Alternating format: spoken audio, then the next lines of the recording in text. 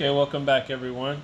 US Virgin Islands Chess, ISV International. Welcome to the virtual tutorials, the online playlist, guys, from my own personal games. Your host Colin Heim with US Virgin Islands Virtual Chess, and today is September the 17th, year 2022, this recording, and we are going to go over another game from the Stockfish playlist. And this game was played after a week after the first game. Well, the first game, guys, I played a Philidor Defense against Stockfish with white. Today we're going to play Stockfish 8 again with white pieces. And we're going to play the Russian game this time. So we have e4, e5 by Stockfish 8, knight f3, and knight f6. We have Petrov's game, the Russian defense. And guys, as I did in the previous video, I'm going to let you know when I started doing takebacks. So this is the infinite king level Stockfish we see with the icon there up at the top left screen. It says this game was drawn half and half today at 8:13. Well, another draw against Stockfish 8. Further, I'd like to let you guys know that this time around, battling against Stockfish, I found out how to exploit certain weaknesses about Stockfish when you're playing against him. And we're going to go over those today and a few special features to help you guys with your results against Stockfish as well when you decide to play against Stockfish 8. Again, as stated in the other previous videos, like I mentioned to everyone, please start at the lower levels in Stockfish when you play the computer, and then work your way up towards higher levels. And seeing as this is the highest level we are going over today that you can play against on Lichess, this is a very important video. So knight f6, let's continue. So I went for the captures line, guys. Knight e5, d6. Play the main line. Knight captures on e5, d6, attacking the knight. Knight to f3. Going to recapture, capture the e4 pawn, knight captures e4, d4, the classical attack. This is the main line of the Russian game, bishop e7. Sorry guys, I'm going to try to refrain from doing that in the rest of the video. It's just where I put my finger where it hovers over on my device here. Sorry about that. So knight e5, d6, knight e3, knight e4, d4, bishop e7. Bishop to d3, d5, and short castles. Well, this is the Mason variation after short castles. It turns out that if you decide to short castle before move 9 or 10, it's the Mason variation for some reason. So we see short castles from Stockfish 8 as well. Rook to e1, played by myself, of course. Knight to c6. Bishop captures on e4. D-pawn captures on e4. Rook captures on e4, bishop f5, rook to e1, bishop to d6. Okay, so white is up a pawn in this position, up a clear pawn after move 11. But it is not clear whether white really has truly any special advantage. Let's get into what was played a little further here. I didn't spend too much time on this opening either. I've played the Petrov so many times on Lichess, rated open arena games, and I don't usually have the best results in the Petrov line, so this is a great surprise to be giving Stockfish a drawing line with white. I was very impressed that I was able to do so, seeing as my Petrov game isn't really so strong with white. But like I said, guys, I was able to prove something against Stockfish today again. And I wanted to share it with everyone. I also wanted to share some discoveries that I had, as I said in the beginning of this video, to exploit Stockfish, black Stockfish 8, that is. So let's go a little further now with the exercise. A3 played by myself. Well, guys, just not allowing that knight to get to b4, okay? Stockfish is very, very cumbersome when it comes to the knights. Very scary. in most lines. It uses those knights to defend perfectly and set up pieces and coordinate. I don't know how he does it. I'm learning how he does it. But I have found out the more that we can keep those knights from hopping to free squares, the better. Okay. So knight e7 now changing the course of the knight. And probably good in this position. Black hasn't advanced any of those queenside pawns. And by playing c4, I'm making it very clear to Stockfish in this position that I am going after the c5 square. So that was why Stockfish played the move b6, and immediately I played b4. And I think this is good. I think the queenside majority with the d4 pawn included, with no pieces developed here yet on the queen side for white. And now striking in the center c5, Stockfish says, okay, well, I'm going to give you an option of, which would you like to capture with, and let's go from here. Well, I captured away from the center in this position, and they say you're supposed to capture towards the center. But if this line happened, and then I captured here, captures, captures, well, this is very similar to the line that we see in the game, except the dark squared bishop here for Team White gets developed. And there is a better line in that position, okay? Okay, so instead, after c5, guys, like we talked about, c5 played by Stockfish here, and it's a very kind of scary move at first. But if you capture with the d pawn, and after Stockfish captures with the b pawn, bc5, well, here comes bc5 from white, and after bishop to c5, recapturing, we get the queens off the board again. Queen d8, rook into d8, and knight to c3. h6 played by Stockfish, knight to a4, not going after the dark squared bishop, best move. And bishop goes to d4. Well, you could just capture here, and after captures, captures. And if I go here, then he's picking up the pawn and attacking the knight. So I think Black's doing okay here. Yeah, I think Stockfish is doing an excellent job. It would probably play this line, okay? So instead, guys, not going for knight captures on d4, just playing the cool bishop to b2, and this is much better. This actually forces a capturing line, bishop b2, knight b2, and this is exactly what I wanted in this position, guys. So one of the things that I'm finding when I play Stockfish 8 more and more is that the more that I press the issue, like bishop to b2, for example, forcing Stockfish 8 to make a decision, and now the follow-up after knight captures on b2 is rook to d7. Well, I'm sure that instead of rook to d7, it probably also considered the move rook to e8. That was probably within its calculations, or just moving the knight to, let's say, somewhere like c6. But rook to d7 is the most effective move, because it covers the knight and it also allows for doubling up on the d file, which is the open file, right? Which is what Black wants in this position. So again, Stockfish finding the best candidate moves, and then considering other candidate moves over those candidate moves, and then finding even better moves, so on and so forth. We're seeing the personality of Stockfish 8, guys.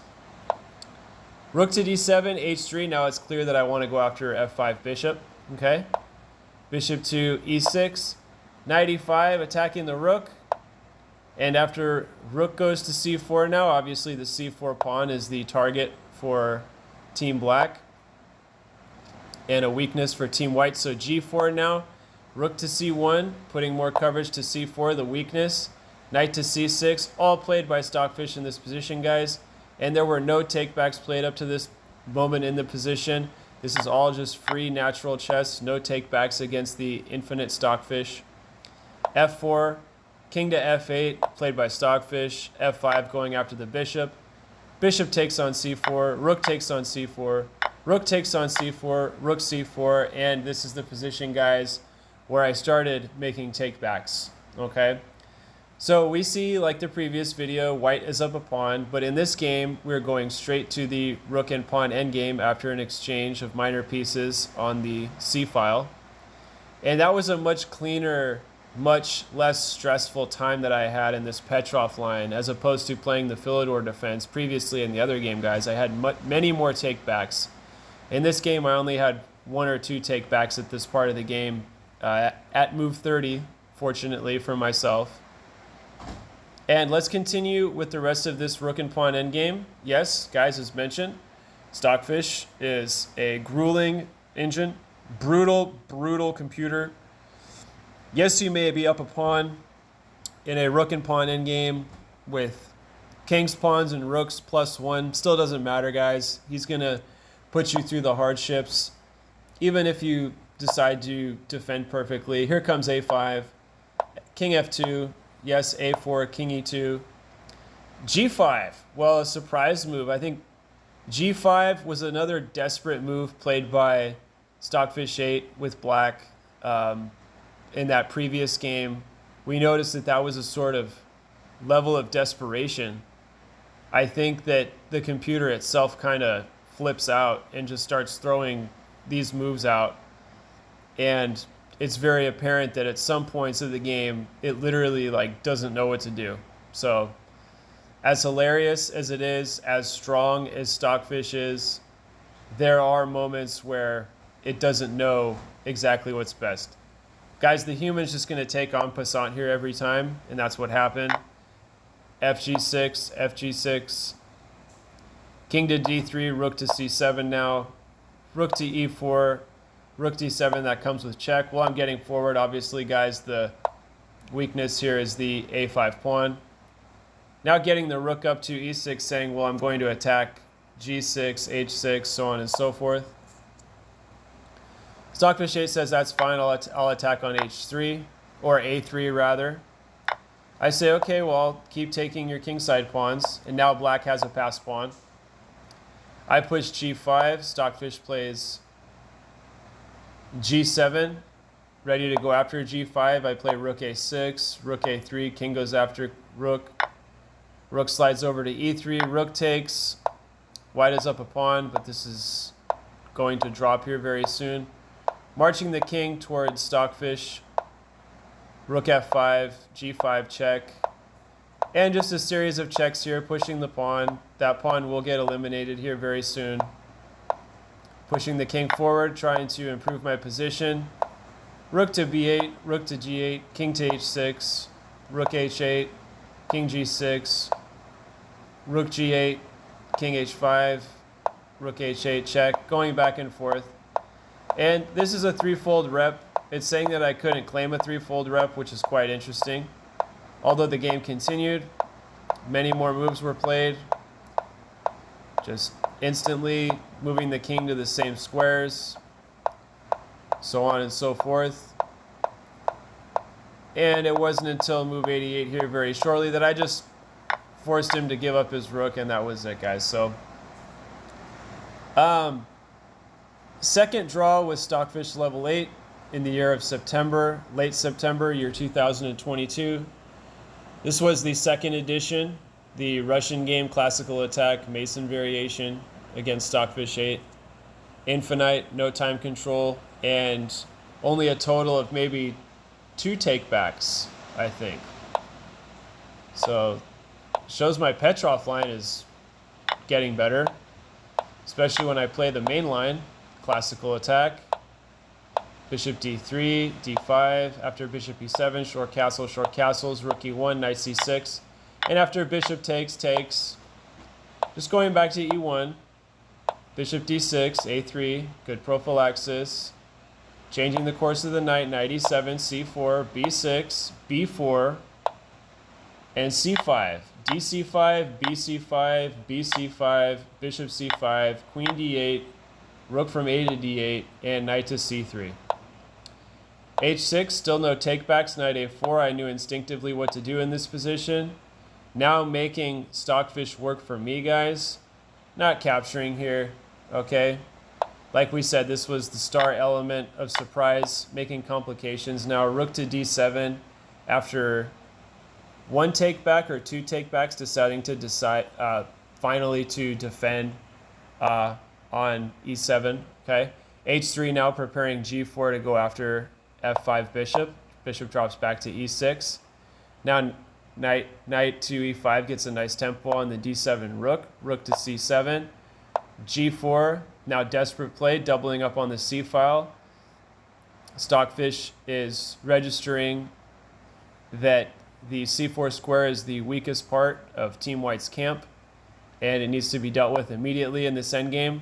It already knows we're going to go down to a rook and pawn endgame after knight to c6. So just offering all the drawing circumstances and lines and variation that go with this after f4, f5, bishop c4, knight c4, rook c4, rook c4, and that was a forced exchange in the eyes of Stockfish to keep any sort of a leveling position, and there is no conversion in this position. Termination is going to be half and half at move 30. Guys and girls, thank you for participating and watching. I hope this assisted you on understanding Stockfish 8 a little bit more than in the previous game. Like I said, there were some elements here that I really picked out. Let's review what we learned about Stockfish 8 in this game, in the Russian game, Petrov's line, e4, e5, knight f3, knight f6. So pushing these kingside pawns really helped and added to the pressure against the light squared bishop for Stockfish 8's Team Black, and forced Black to double up on the c file